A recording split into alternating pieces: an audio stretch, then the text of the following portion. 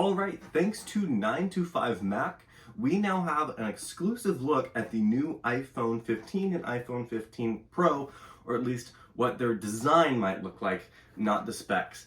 They got these because Apple, about this time of year, sends the CAD models to people in China to start making the cases, because upon the launch of the new iPhones, they want cases to be available. So let's start with my favorite image.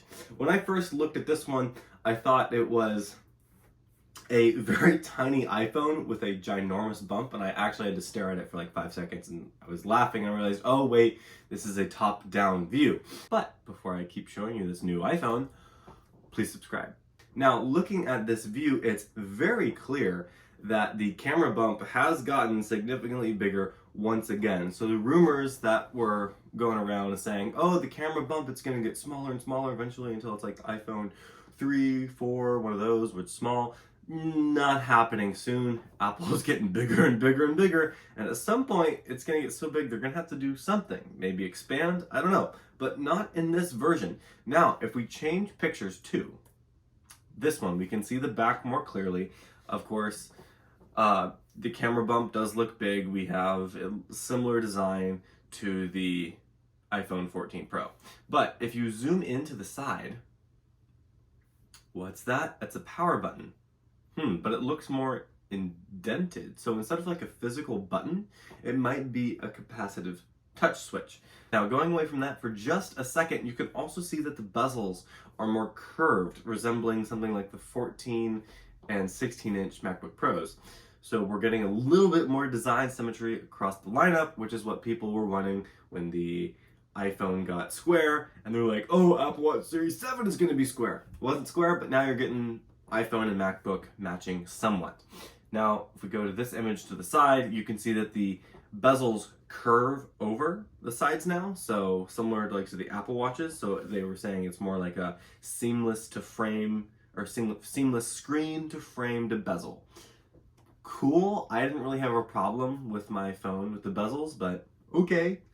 Now let's go to the final image. We can see a SIM card, which is probably not going to be on US models. They're most likely just, this is an international model, so SIM card's still there.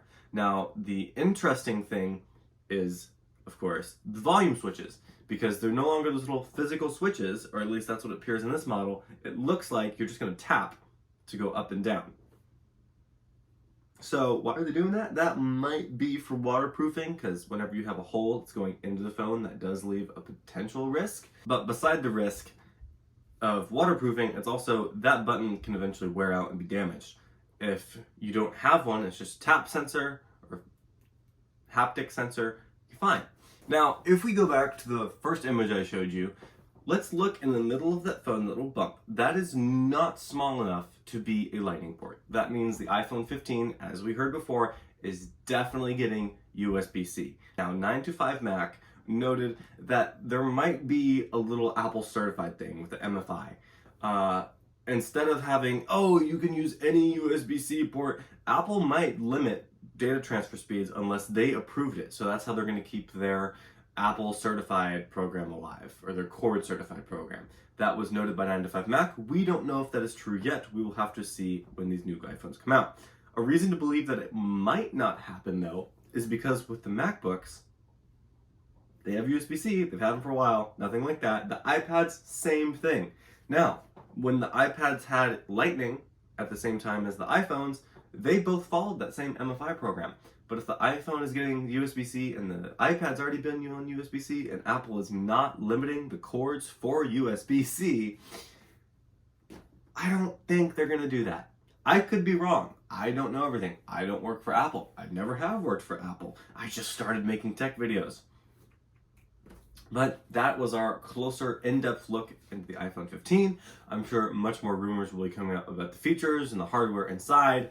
I might cover them if they're interesting. If they're not, you'll just get a review after the fall when Apple has their keynote, and a physical review when Apple releases the 15 and 15 Pro. Thank you so much for watching this video. If you have not already, please like and please subscribe. If you think your friends need to see what the new iPhone is going to look like, you can send this over to them. All right, I think that's it for me. So, toodles.